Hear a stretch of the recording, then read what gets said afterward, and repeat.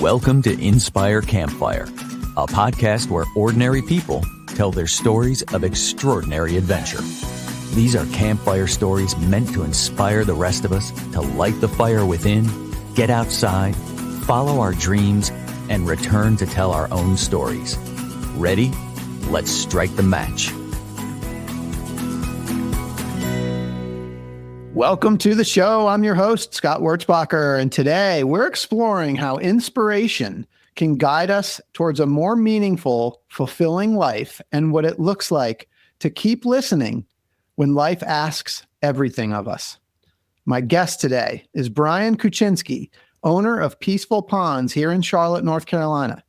Brian helps people recreate nature through koi ponds, fountains, streams, and waterfalls. His company's tagline is "Find Your Zen," a phrase that reflects not just his work, but the way he's learned to live. Brian and I have been friends for years, but a recent post he made about a family trip to Iceland, which is high on my own list, reconnected us. What began as a simple conversation about a bucket list destination unfolded into something much deeper.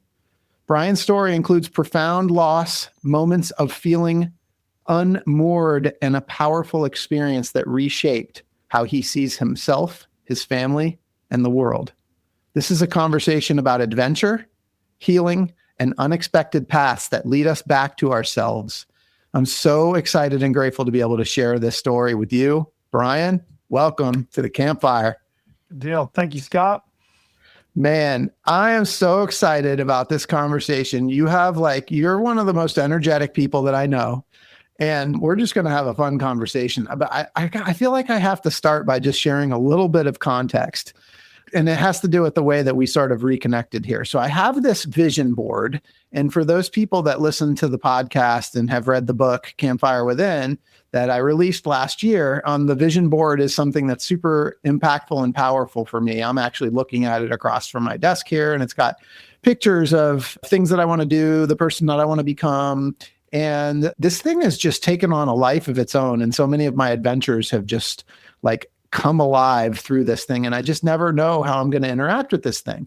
But I have some pictures on it of Iceland. I have the Northern Lights. You would know the name of the waterfalls. I don't even know. It's just this massive waterfall that's in Iceland that I have to see. I don't even know the name of it. I just am enamored by the picture. But anyway, it was January 1st of this year, and I was updating my vision board, which is just kind of a new ritual that I've created. On January 1st, I update the vision board with things that I want to do in the upcoming year. I was revisiting those Iceland pictures, and lo and behold, a day or two later, I see this Facebook post, and all of my pictures on my vision board from Iceland show up in a post from you because you and your family just went on this epic trip to Iceland. And I'm just like, oh my gosh, I've got to call Brian to reconnect. I mean, we've been friends for a long time. Haven't talked in a while though. And I was like, I need to reach out and hear about this trip to Iceland.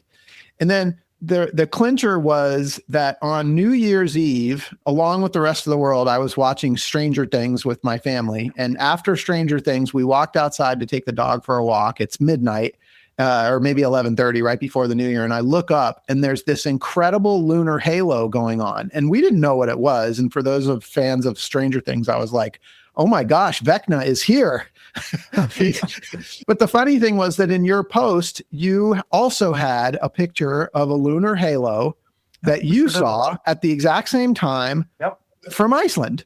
Yep. And I'm just like, oh my gosh, this is freaky. I got to cool, right? Right. So anyway, so this is where our story begins. I mean, honestly, let's just kind of start there because I know you're a big believer in just listening to the universe. I mean, what do you think? This stuff happens for a reason. There's no question about it. I think another really cool part of this story is how I called you at a random time to get back together and reconnect. And I actually was on the road heading to Mooresville for an appointment. And I happened to take another route to avoid 77 traffic. And we're talking about how the universe has brought us back together. Yeah. And you said, wait a minute, Brian, are you on 277 right now? And I look over to my left and you are right beside me. So if that's not just the indicator and just how the universe just really is not only so impactful, but how the universe is just always surprising us, and there are no accidents. I found that was amazing. I've told a couple people that story. Yeah. And people are like, no way. There's no way that you haven't talked in so many years. And you're talking about getting back together, and then you're side by side on 277 in Charlotte. Right.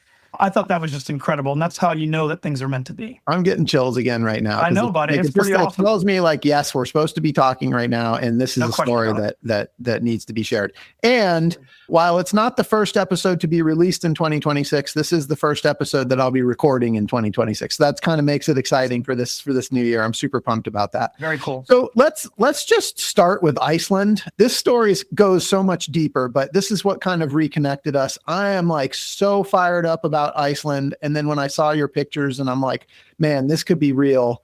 Can you just tell me a little bit about this Iceland trip? And if you could, like, let's start with why you chose Iceland. Yeah, absolutely. So I'm a waterfall enthusiast. That's what I do for a living. I build waterfalls for a living, and I'm the owner of Peaceful Ponds. I seek out waterfalls all over the world. Iceland is known for these amazing, epic waterfalls. And it's really cool because the glacier just slowly melts and kind of just goes through the Highland rocks and just cascades everywhere into southern Iceland. So there's waterfalls everywhere you go. I was really inspired to go check out the landscapes, and I've heard so much about the country, the geothermal activity, of course, the Northern Lights, Aurora Borealis, and so many other things about the country that had, the appeal for me. I just got a wild hair. I was like, yeah, let's do something for New Year's Eve. And we've done some really cool trips in the past. We've done Vegas, we've been all the map. I'm originally from New York, which is crazy on New Year's, of course. But I'm like, let's do something fun for New Year's Eve. I'm like, you know what? Let's go to Iceland. Let's go see the Northern Lights for New Year's. Everyone was, of course, on board. Like, yeah, let's go. And there's a really cool direct flight from Raleigh. We just took like with my wild hair, I just said, let's just book it. Let's make it happen. We just started planning the trip. Believe it or not, a month before New Year's, I planned the trip. That sounds like you. Yeah, for sure. Just, impromptu, spontaneous, let's go. Yeah. So we got the direct flight from Raleigh. I do all my own travel planning. And I said, let's fly into the main Keflavik airport, which is right by Reykjavik. I said, let's just rent a car and let's just drive south so we could see some of the things in southern Iceland and stay 2 nights in a town called Vik. And then we can spend 3 nights in Reykjavik and have New Year's Eve in Reykjavik and just do all the things, check all the boxes. So it was just amazing the way it all lined up. And actually, there's a story we didn't talk about, which I'm going to kind of give you a really cool plug on this one for this is something that's just so amazing. So we almost didn't get to go to Iceland. We were in Raleigh, and at the airport, we're like the last people on the plane because why get to a flight early, right? We're there, and they're checking in everything on our passports, and my daughter's passport was expiring in 82 days. Okay. And the girl at the counter says, yeah, we're sorry, but Evangeline cannot fly. Oh my gosh. And we're like, wait a minute, there has to be some way we could do something where her parents are here, her passport's not expired, but it's just, it's on the way. So she's there. She's like, yeah, she can't fly today. You're not going to believe this. Okay. So right behind us is a family from Iceland. And it turns out that the lady is the director for the Iceland airport. She's the director of security for the airport. And she hears that we're having a thing. She says, oh, we're having some sort of if this has happened before. And let me see if I can make a call or something to see if I can get her in. Oh my gosh. Unbelievable, right? So we're the last 2 families to get on this plane. And so go figure, she pulls some strings, gets an email. We give her a copy of my daughter's passport, and she clears my daughter to get on the plane. So she's cleared to enter Iceland. And we're going to go in a little bit more, but that's one of those things that I'll talk about. And there's a lot of magic that happens along the way. And it's what we call a Xander miracle. And we'll go into that a little bit later. But it is a miracle how the universe lines up in such a way where you're told, nope, you can't fly. But then you're like, no, there has to be a way. There has to be a possibility. We're not going to close this door. And somehow, some way, the director of security for the Iceland airport is behind us. And then we befriended them, and we took them out for dinner on New Year's Day. Oh my gosh. And they're going to be like forever friends with us. Because they literally saved our vacation. Hey everyone, it's Scott here. Did you know that the members of my real estate team, W Realty Group, are listening to their own voices that call to adventure by setting big goals? Some of those goals include planning trips to Bali and the Kingdom of Bhutan, buying investment homes, and running the Chicago Marathon. At W Realty Group, we support and encourage these big goals and want to help turn them into reality. We're currently looking to add new members to the team. If you know a great real estate agent in the Charlotte, North Carolina area that would benefit from being part of our team, please send a text, an email, or give me a call. And know that when you support W Realty Group, you're also supporting this podcast. Thanks for listening. That's incredible. And that's just, technically a stranger at an airport that just pulled a string for you. That's amazing. I mean, so it's just an act of kindness. And that's another thing that we'll kind of dive into as well.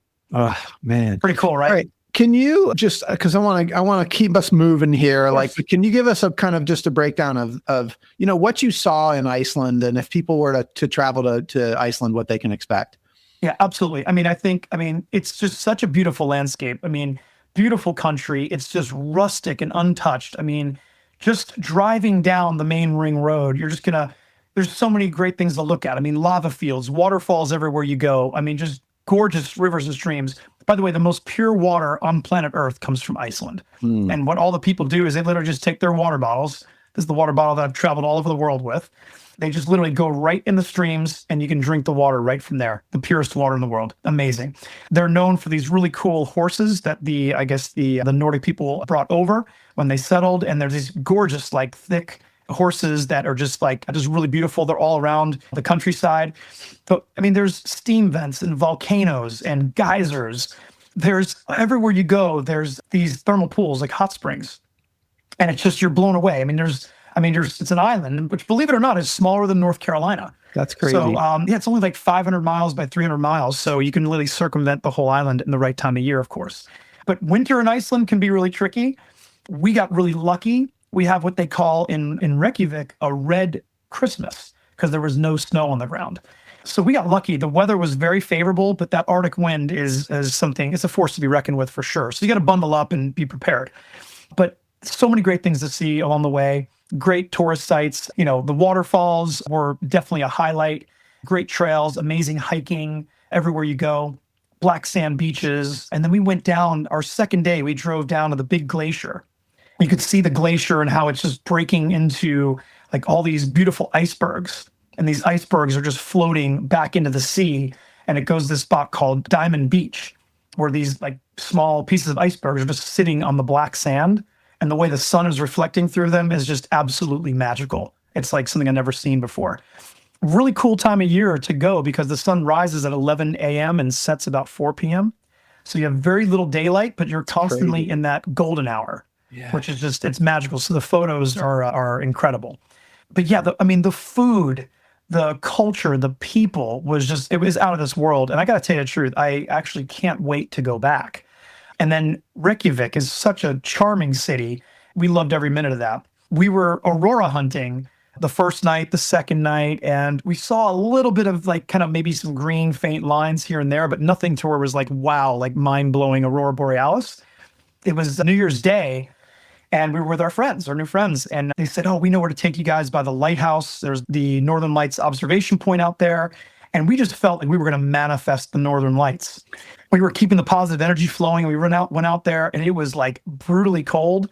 And we were looking up. We're like, gosh, I just feel like they're going to happen any minute. But it's not. It's this hit or miss thing. There's no guarantee. Yes. There's a lot of conditions that have to be just right for the Northern Lights to really show up.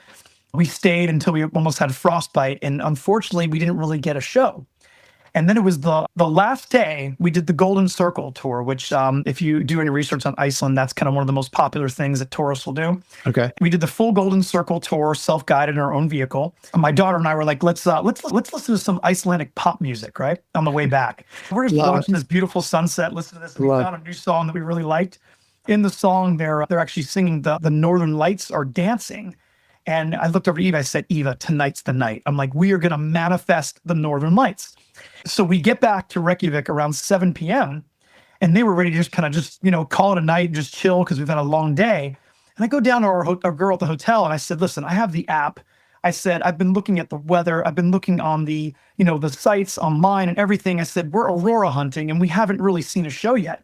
She said, have you looked at the Land Hotel? She said, they have a live webcam that overlooks towards the lighthouse. I said, no. I said, but I look at it right there. I'm on my phone. I said, wait, is this now?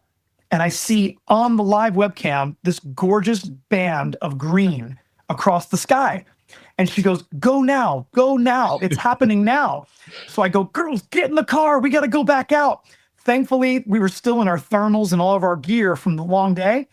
I got in the car and we're driving through Reykjavik, and we look up at the sky, and even with the light pollution in that city, we could see this gorgeous band of green. I'm like, oh my God, that's an aurora. That's it.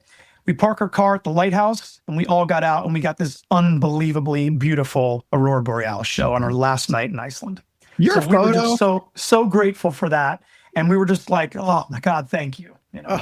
your photo is like, it's like you're in front of a green screen. I mean, it almost unreal. looks fake. It was so beautiful. I hope we can share that with listeners. So Absolutely. Absolutely. That was Happy to. incredible. I mean, just like you would see when you Google the Northern Lights and they, these images pop up. Yeah. I'm just curious because that's a huge one. That's a big one on my wife's list. And, I would like to see them as well. And so like, tell me what is it like to experience the Northern Lights?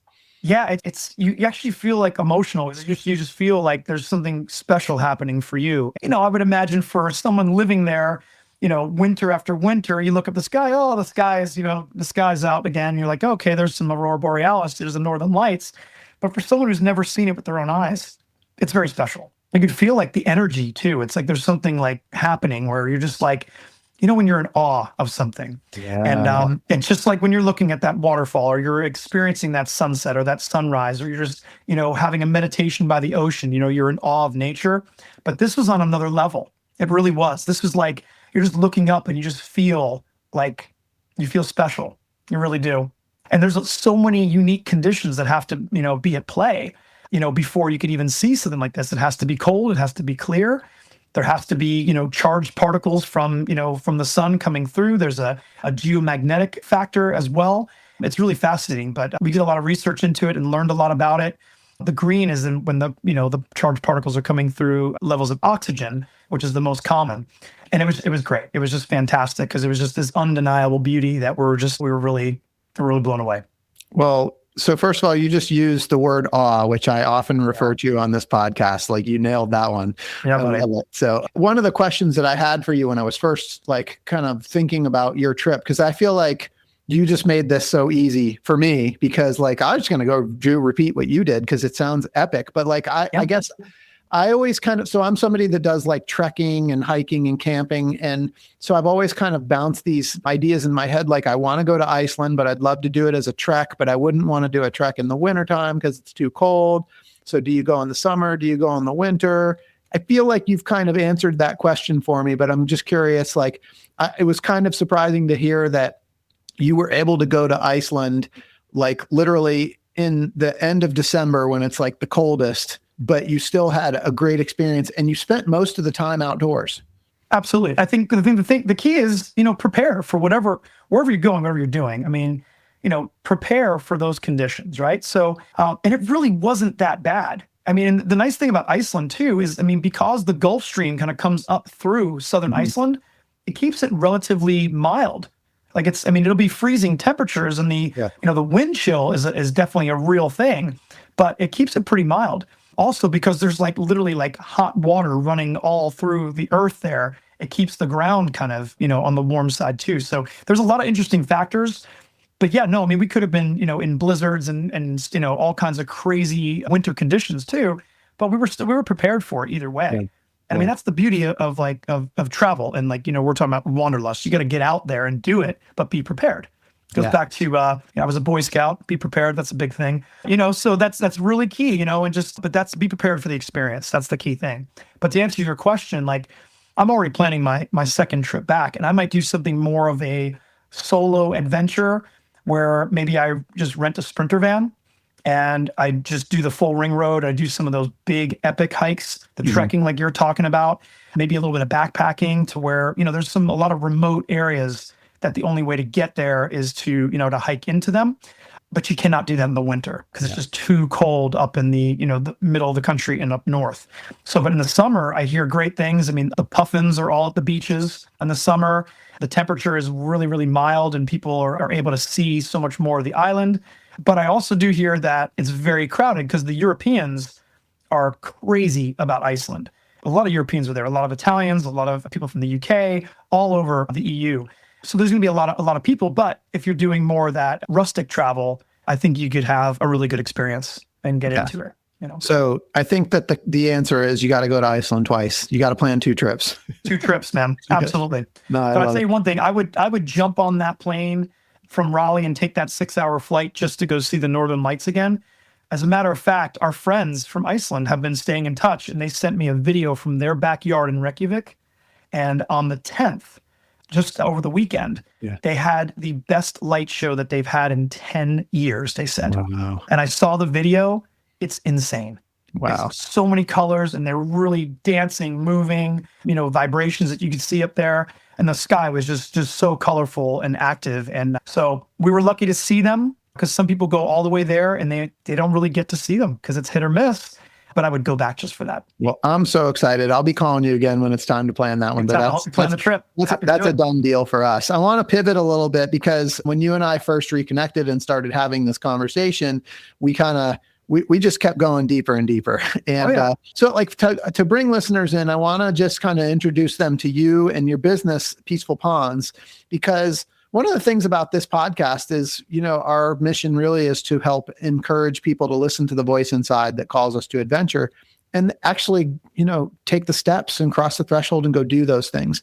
And I feel like you're somebody that does that, but you've brought it into your work, and you've created this really cool business where you're able to express your creativity, but you're able to do things like travel and find inspiration and then bring that back. So tell us about Peaceful Ponds. What is it, and how did it get started? Okay, awesome. Yeah, I started Peaceful Ponds early 2005, like March 2005. It's actually interesting. Like we bought this house here in Cameron Wood. We're still in today.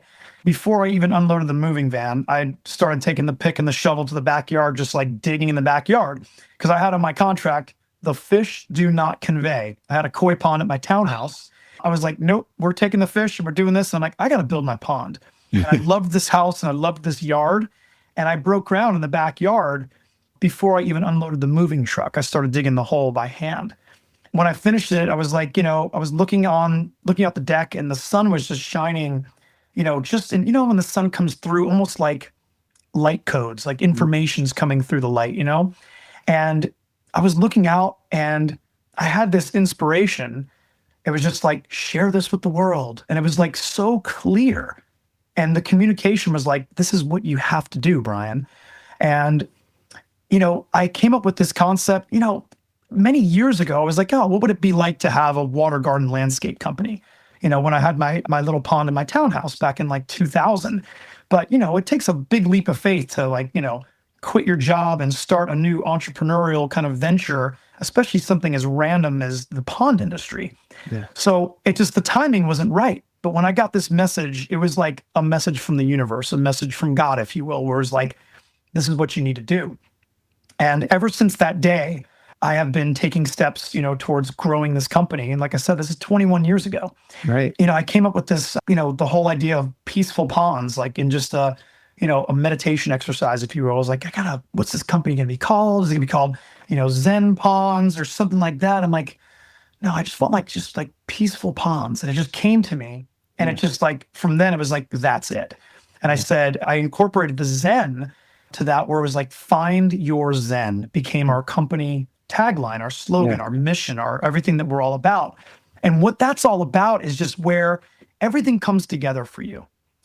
Find your Zen is whatever it is you're doing, whether it's art or music, something creative, cooking, anything that you like, even just appreciating those things, even from an observer. Find your Zen as what makes it happen for you. That's what it's all about. And for me, Find Your Zen was about, how to find that peace and that joy and that comfort, that catharsis in everything that we do. And I found it by, sitting by my koi pond, watching my fish swim and listening to the waterfall. It's life-changing. So I said, I'm going to do this as my mission, and I'm going to change the lives of others as well. And our mission kind of, grew into, our goal is to make a positive impact on the lifestyle of our clients, and the way that we do that is through these moving water elements. And, we started off as a, water garden company at first, And we evolved from like the first contract that we had to a landscape company, a hardscape company, and a lighting company, because it's always more than just a water feature. It's where you're going to sit by the water feature. Maybe there's a fire feature, and there's a patio and a wall and another area to enjoy. And there's some privacy landscaping and maybe a beautiful Japanese maple that graces the garden. And then why not light it all up at night? So, and make it transcendental. So we evolved into a landscape transformation company like overnight. Over the last 21 years, we've grown the business significantly. We're a licensed general contractor. We are a pool builder. I'm one of the few companies in the region that builds what we call extreme pools that have, interesting elements like grottos, integrated water slides, jump rocks, waterfalls, unique elements that tie things together. And the work that we've done over the years has just been absolutely incredible. And by all means, anyone who wants to see that, you can just go to peacefulponds.net and you can see some of our work online. Shameless plug, I know, but that's what it's all about, right? Yeah, of course. So, but it's fantastic. And you know what's great is that after 21 years, I'm actually more excited about the work that we're doing today than when we started this company so many years ago. So because we're doing the best work and we've learned, and you gotta make some mistakes here and there. You gotta learn from things. You gotta evolve and grow. And we're taking on new challenges. I have such a great team. I have 15 people that work for me full time. We got 9 trucks on the road, and we're really like committed to the cause and what we're doing here. And people love us. It's been great. I'm so grateful for that. It's been super really cool. fun to see you grow over 20 years. And it comes from like you tapping into inspiration. And I think part of this is, this word Wanderlust, right? Yeah. That inspired Wanderlust, which is going to be the title here of this particular episode. And so I'm curious how like your travels have inspired your work and how those two kind of play together. Absolutely. Well, I think the whole idea of inspired Wanderlust, it's like, anyone who has like a desire for travel and getting out there, that's fantastic. But the inspiration is the key. You got to do something with it, right? So my whole life, I've been seeking out waterfalls. I grew up in New York, and I used to love just going, upstate New York's got beautiful waterfalls and, waterfalls and streams and all kinds of great bodies of water to explore. And when we moved down to North Carolina, I was blown away because I didn't realize what a hot spot North Carolina was for waterfalls. But it's the fact that we have over 800 waterfalls listed in North Carolina alone.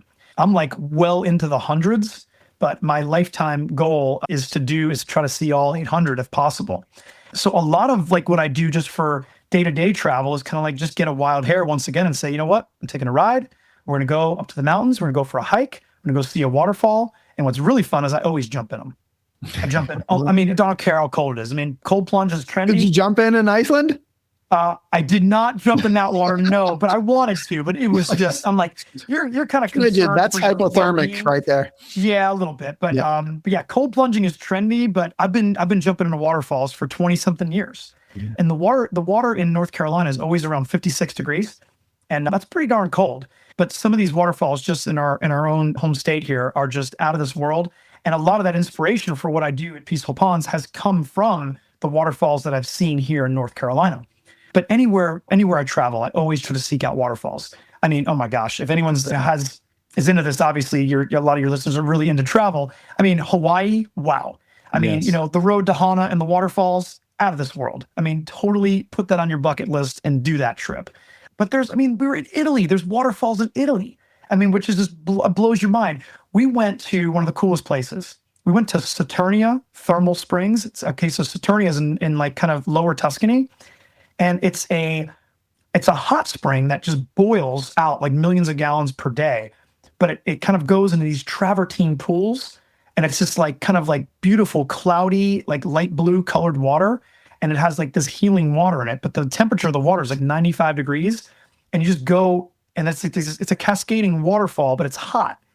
And you sit in these travertine pools and just kind of hang out. One of the coolest places on the planet, like hands down. But I've been to Costa Rica many times. Costa Rica is such a hot spot for waterfalls. But wherever you go in the world, I think like waterfalling is such a cool activity because a lot of times it's almost free. You pay maybe something to park or you pay a little, state park admission, but it costs very little to do that, especially right here in North Carolina. You could have free fun and see waterfalls for years. We have great waterfalls in Western North Carolina. We really do. We really do. But Yep. I imagine that in all of that travel, like it makes it actually kind of easy for you to become inspired to build these things. Absolutely. So, you see new things, and you get new ideas, and you see the way water moves, through the landscape. And I always say like water moves with this beautiful subtle S pattern, and it's just the energy of the water and how it moves through planet Earth. And if you ever look even on a map, you'll see that rivers and streams always kind of take that subtle S. If you look at a waterfall, you'll see that it goes from left to right and right to left and left to right and right to left, back and forth, back and forth. And it's fascinating. And so what we're able to do is then take that inspiration and recreate it for people in their backyards. And it's extremely rewarding. It really is. Because it's nice to really not just like your job, but love your job.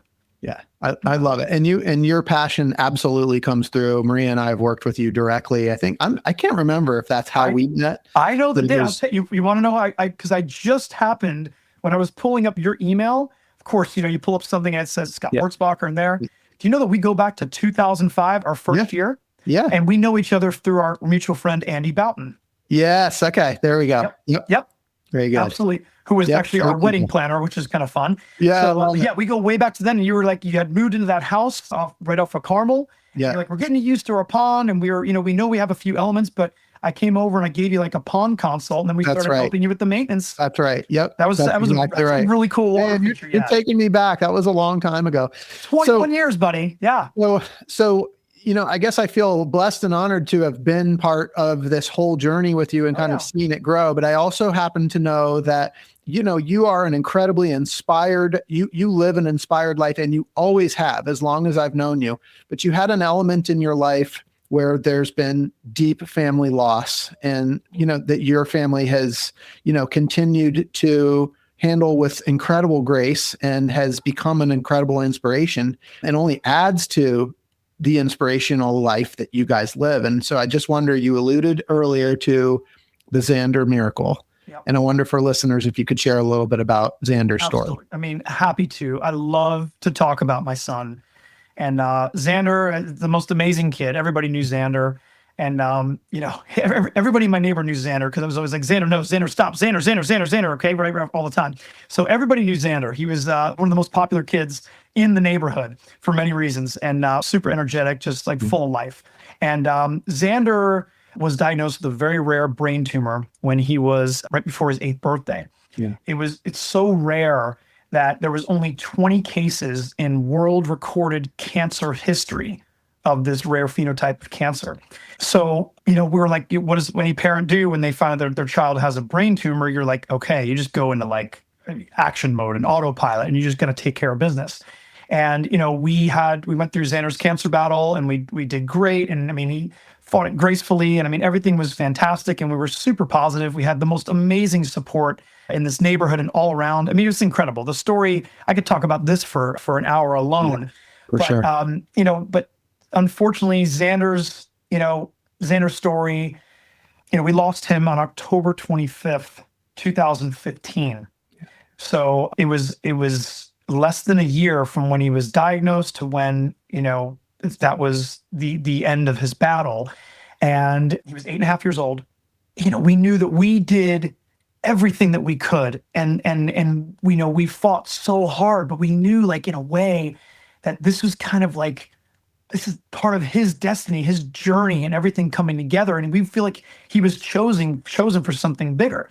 Mm-hmm. And I mean, it's just, we found all these ways to do things inspired by his memory. Like, I had challenged everyone at his service to, do an act of kindness, inspired by Xander, and it went kind of viral. It went viral on Facebook, and like everyone all over the world, like we have friends all over the world from our travels, people were printing out his picture and doing an act of kindness or making a donation. I did things for all my guys. They're all from Honduras, and I did some nice things for my guys.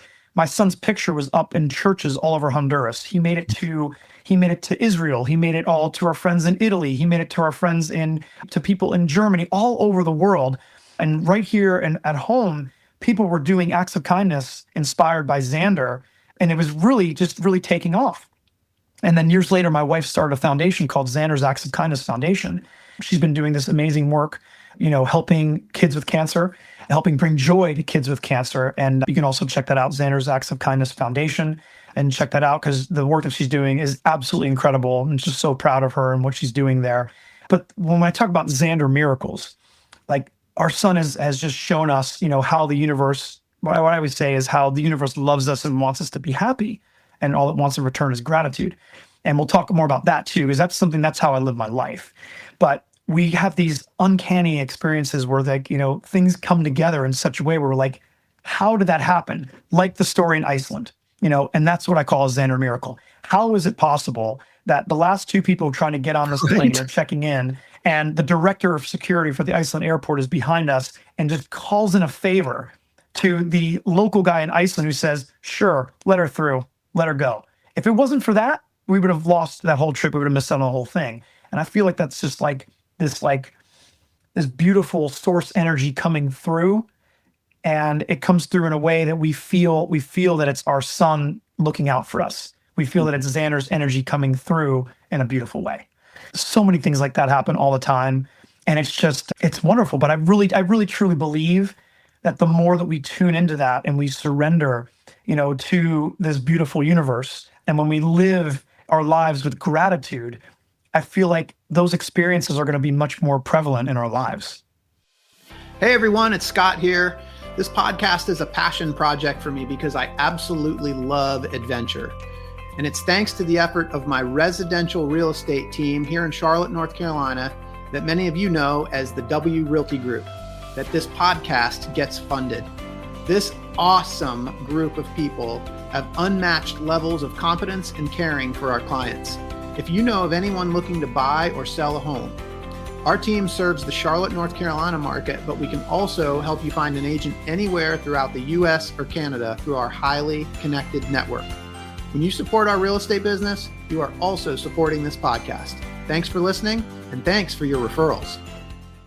Brian, I really appreciate you sharing that. I think it's really good context for listeners. And I mean, again, I know I already said this, but the way you guys have just handled this with grace, and I know you are somebody that I've come to know as, you're kind of a perpetual seeker, like I am, and I guess I'm curious, and maybe we're going to come back to this again, but I'll ask you once, maybe we'll talk about it again, but as it relates to Xander, how has your experience with him and as a dad, kind of shaped that sort of search for meaning and purpose in your life? Yeah, absolutely. I mean, it's kind of like you want to hold your loved ones close, and I say to people all the time, it's obviously we want our loved ones to be here on earth so we can physically be here and hold them and love them. But I take my son with me everywhere I go on all of my travels. And it's really amazing. And I could tell you about on way more than one occasion, almost on an unbelievable occasion. I've been in Black Mountain, North Carolina, looking up at the really beautiful skies. It's a really dark place in North Carolina. And I've been looking up and just thinking about Xander, be like, Xander, oh my God, I know you're there. I got your energy. And just across the sky, a shooting star. In that moment, yes. that happens kind of all the time. I've had dozens of them.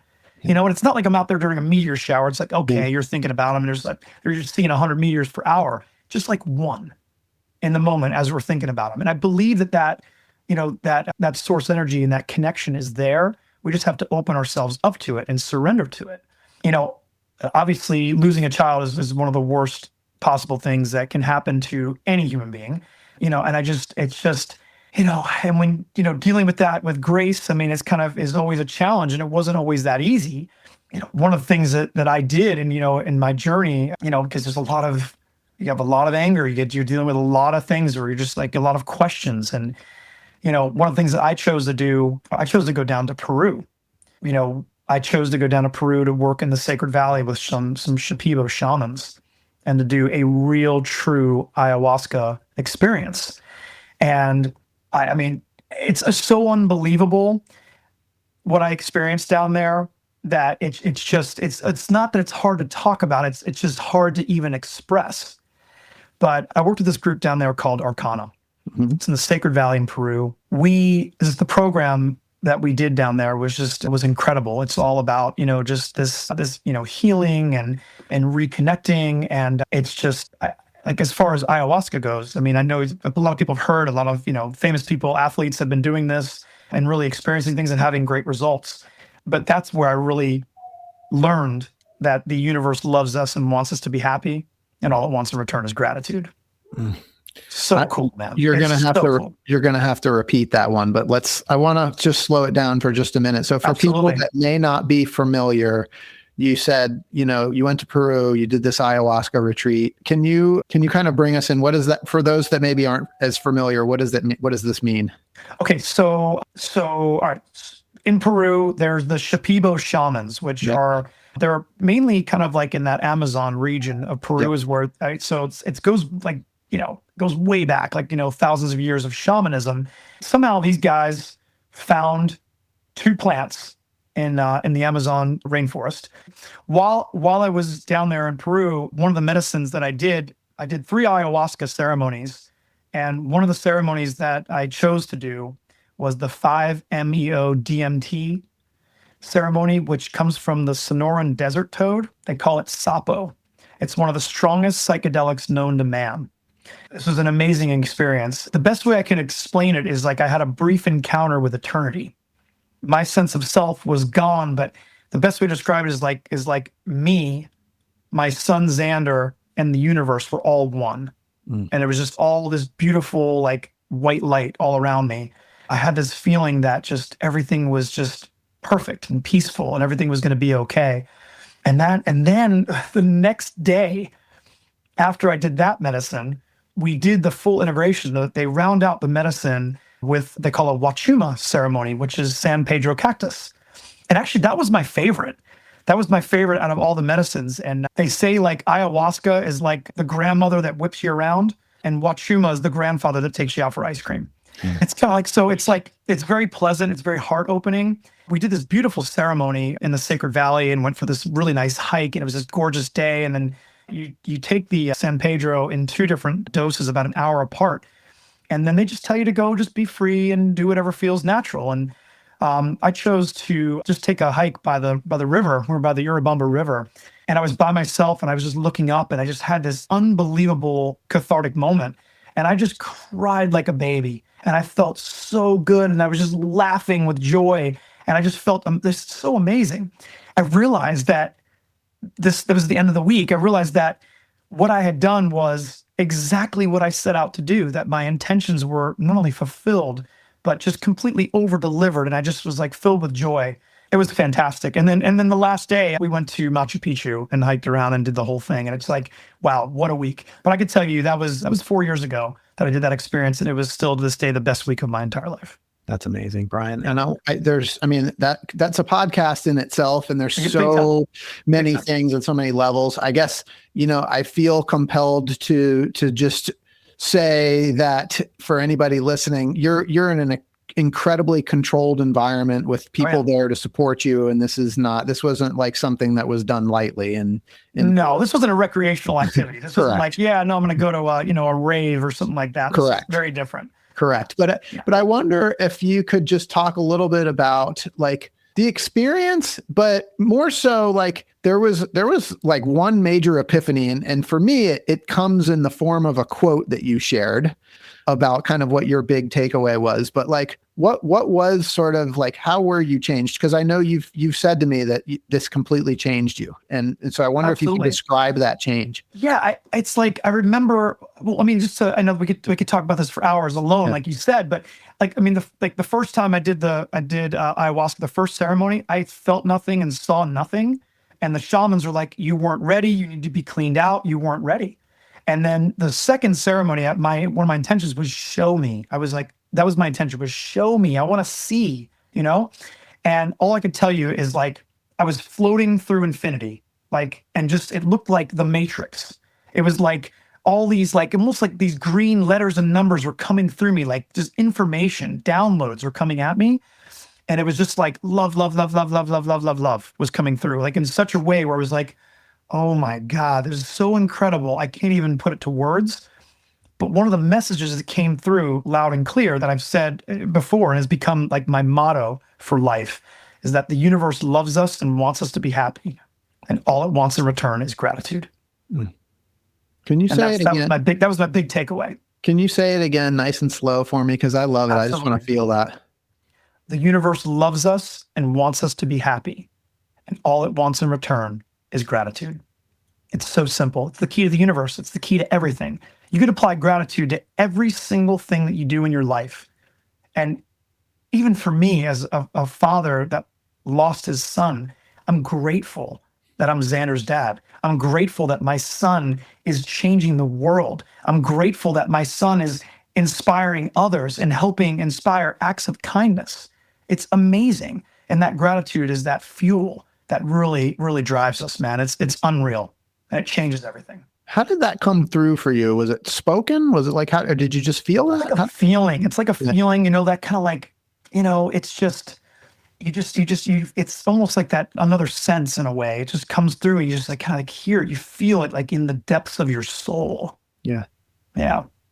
So I want to try to help you put a bow on all this, because I know, and that everything we've talked about, while it seems like these like unrelated subjects, like there's a thread that ties all of it together. And I wonder if you can kind of help me like weave this whole story, because you started Peaceful Ponds, like you're an inspired person when that happened. And then you have this whole life journey, but Xander's story, your ayahuasca journey, and everything that's kind of happened along the way, it's all tied together. And I know the story's not over either, but I just wonder, like, is there a common thread? Iceland too. That's where we kind of started, Yeah. I mean, like we said, like that inspired Wanderlust, but it's kind of just inspiration. Like find that inside of you. That's every single one of us has that connection, and I think we all get kind of jaded and we're like, no, I can't do that. I can't do it. It's like, you got to play the role of action in your life. Like it's the active role that we play, it's like doing it makes all the difference. So that role of action is key. Is like, that's what I would say. And just kind of that's where it makes all the difference, So here's something that I know about you, and I'm telling you something you already know, but like you are an inspired person, but like you're somebody with this perpetual energy and you're a doer. Like you're somebody that like just takes inspiration and like immediately goes and does something with it. You said like I think your Peru trip, I think you told me it was like you only planned it like a couple of weeks in advance. The Iceland trip was only a month in advance. Like absolutely. Peaceful Ponds, you dug a hole in your backyard and said, I'm gonna go do this for a living. Like you got it. Help me understand how, like, where does that come from? Like that ability to be able to take inspiration and put it into action. I mean, well, you can't be afraid. You gotta, like, fear will keep you down. You just gotta rise above it. We're all talking about like raising our frequencies, raising our vibrations. And that's like when everything comes together. That's like that creative process, So, I mean, yeah, just rise above it and just do it. You have to play an active role in your life, and it's all about the experience, right? So if you know that, then it's like, how do you get there? What do? You just have to make it happen. You have to make it happen. Big time. It's a choice, right? It is. It's always a choice, and it's all you. No one's going to do it for you. You can be an observer. There's nothing wrong with that. You could be a tourist. Nothing wrong with that. You can follow the leader. All good. But if you want to change your life and make your life extraordinary, you have to make it happen. Brian, I got nothing more to add. That was it right there. That was it. Let's do this. If people want to get a hold of you, work with you in Peaceful Ponds, or just find out more about you or connect with you, what's the best way for them to do that? By all means. I mean, the best way is you can go to our website, which is peacefulponds.net. You can see more of our work. You can contact us directly from there. I mean, you can call us anytime. The number's on there. I even give out my personal cell phone to people because I want to help people, and that's what I do. We'd love to help, anyone, or you. I always say you or anyone in anything in the world of outdoor living. And we're really humble to this, and we live for our next opportunity. We truly love what we do. And it's awesome to work with somebody that has such a fire for what they do. Like, because when that passion comes out, like your passion's going to show up on my backyard. I love it. I mean, that's 100%. That's amazing. All right. Absolutely. So you've lived this incredibly inspired life that, it started way back. You're creating Peaceful Ponds. You've gone through this incredible journey of like sadness and loss, and you've gone through this ayahuasca experience, and you've traveled all over the world, and like your story's epic, Brian. At some point, Hollywood is going to pick up on this, and they're going to want to make a movie about you. And when they do, I want to know who's going to be the Hollywood actor that's going to play you in your movie. Wow. I tell you, I was thinking, I don't know, someone told me I look like Andy Garcia. So maybe Andy Garcia. Sam. I don't know. Nice. I like Andy that. Garcia, I think, is the actor. Yeah, like an Italian heritage, so that could cool. work. I don't know. I love my tagline. I love Find Your Zen. Love it. Find Your Zen, with starring Andy Garcia, the story of Brian Kuchinski. It's an Oscar winner. I love it, buddy. I think it sounds good. Let's make it happen. I'm so excited. We just need a script, but it's already there. We just need somebody to polish it up for us. We got this. For sure. And that's one of the things I always say too. Like one of the things I've been doing, some videos for Peaceful Ponds, and one of our new kind of slogans and taglines has been Peaceful Ponds, making it happen one dream at a time. I love it. I really do too. And it's just authentic and genuine. And it's just the way that comes out. That's exactly what we're doing, because everything that we do is important. And it's wonderful to help people and to just make those dreams come true. I live for it. It's fantastic. Brian, thank you so much for sharing your story with us today. I really, really appreciate it. And for those listening, I hope you've been inspired today as much as I have. Hope Brian's story has encouraged you to listen to the voice inside that calls you to adventure, because we want to hear your story next. If you have a story to tell or just need a nudge to create one, please send me an email. We'd also appreciate it if you'd help us spread the word by leaving a review and sharing or tagging Inspire Campfire in your social media. And until next time, I want to encourage you to get outside. Thanks for listening. Brian, thank you so much for being here. Thank you, Scott.